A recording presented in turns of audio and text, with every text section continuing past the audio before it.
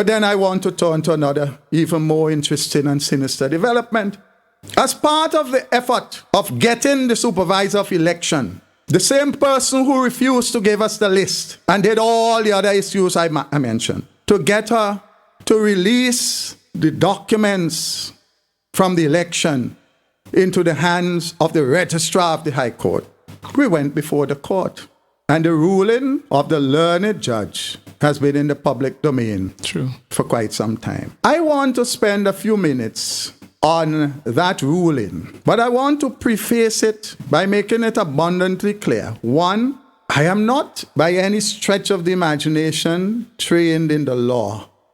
Abundantly clear.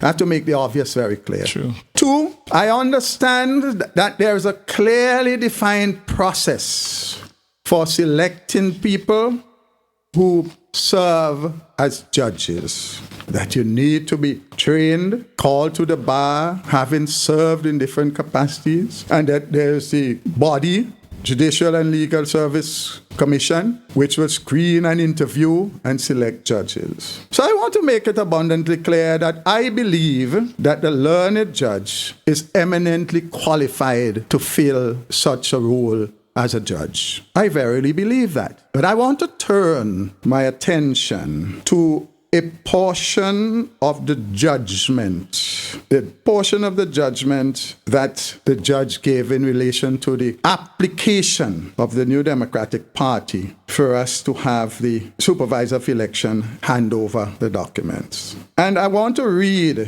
an excerpt from that judgment, because I find it bewildering, really and truly bewildering. Here it is. The court is also concerned about the application to inspect the counterfoils as well as the ballots.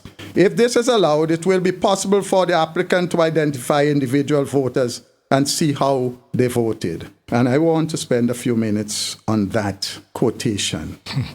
The judge is saying that if we are allowed to see the counterfoil and the ballots, we will deduce, my word, how people voted.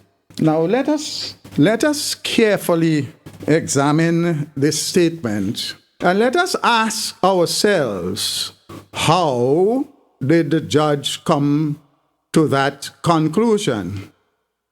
I am hearing people saying that they do not agree with the judge, and I'm glad that I'm not a lawyer, because I have a completely different opinion. I'm inclined to believe that this is a man who is well learned, a man who understands the law, a man who would read the law, appropriate law, before giving a judgment. In this case, I am hearing that in making his decisions, the judge indicated that he didn't have time, or he did not peruse the submissions from the NDP. So I am led to believe that the judge, in coming to this conclusion, studied the submissions of the government and or the supervisor of election. Because I say and or, because I am struggling in my humble mind to understand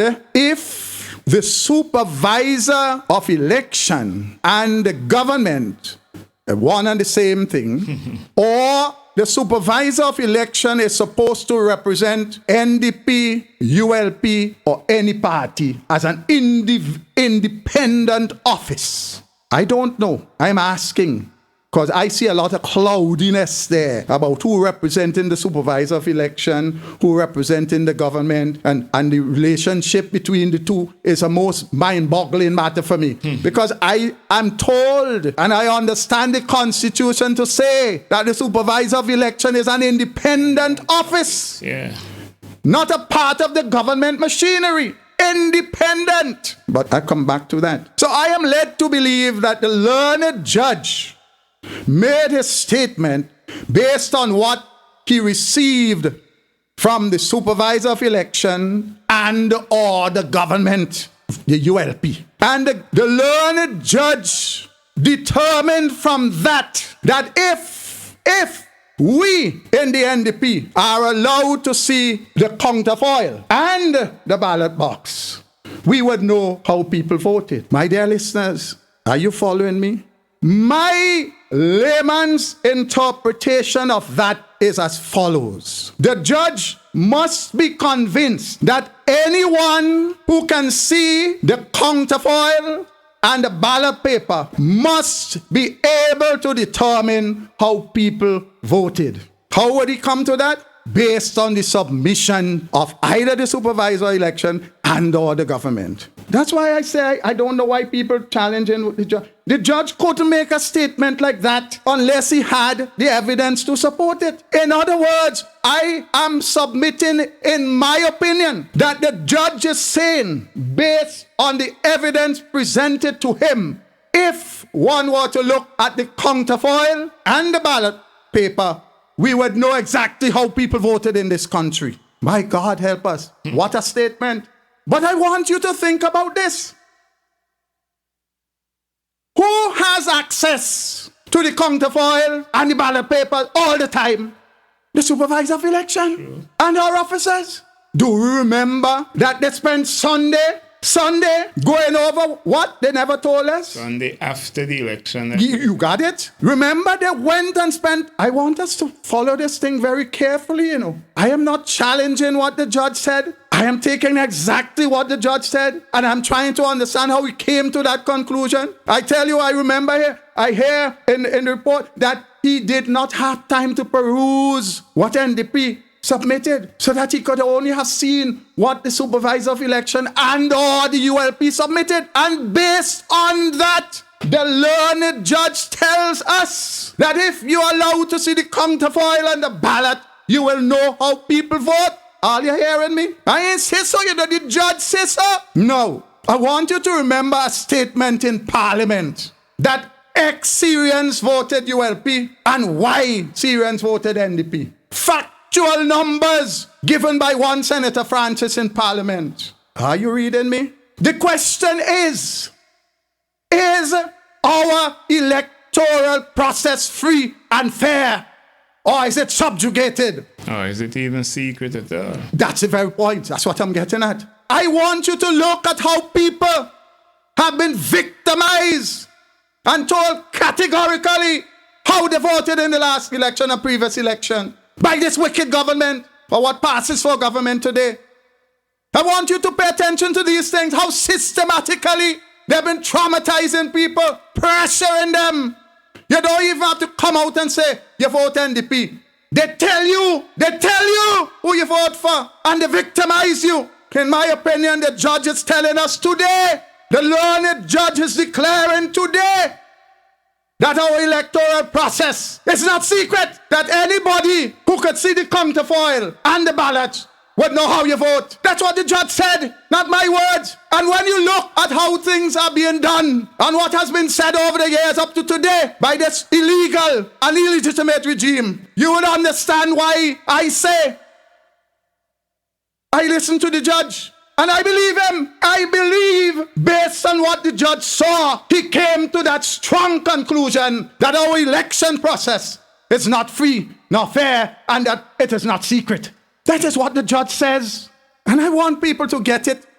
Why we must not sit down and accept the results of the election as if it is free and fair. Because it is not.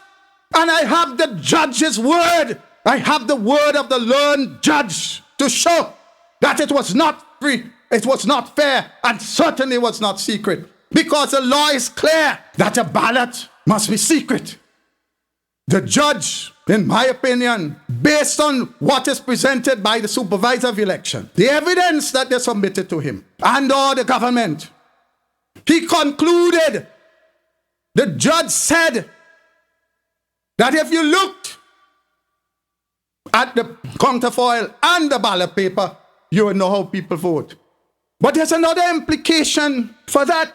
If that is the case, why is it that the supervisor of election and her staff could go back and examine that to know how people vote, and whoever else have access to that? I don't know if members of the government have access to that, but certainly the supervisor of election has custody of all that information.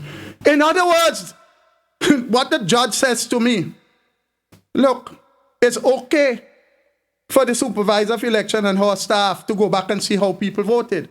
But you must not be allowed to see that. That is the inference I draw from that very statement by the judge. My God, what is this happening to us as a people?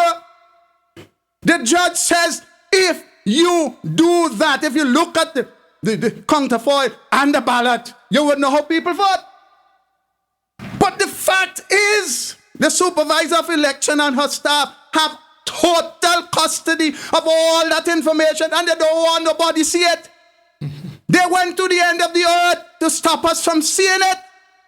Now, if you are an independent, fair-minded person as a supervisor of election, and somebody raises a query about the process, why would you go to such an extreme to prevent a third person from examining the same document to clear your name? If you have nothing to hide, why you're obstructing people from exercising the constitutional right to have another opinion on a matter as critical as that?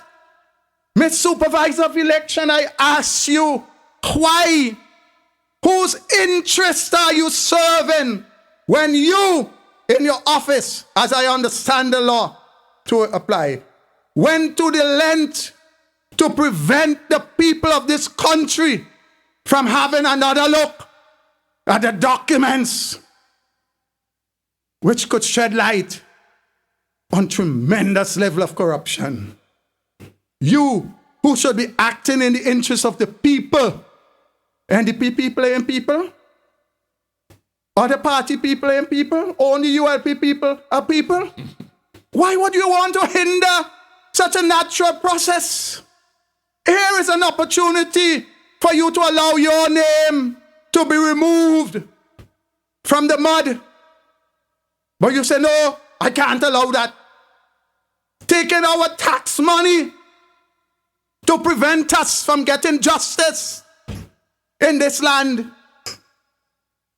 That, I say to you, brothers and sisters, ladies and gentlemen, the election of 2015 did not reflect the will of the people of this country. It did not.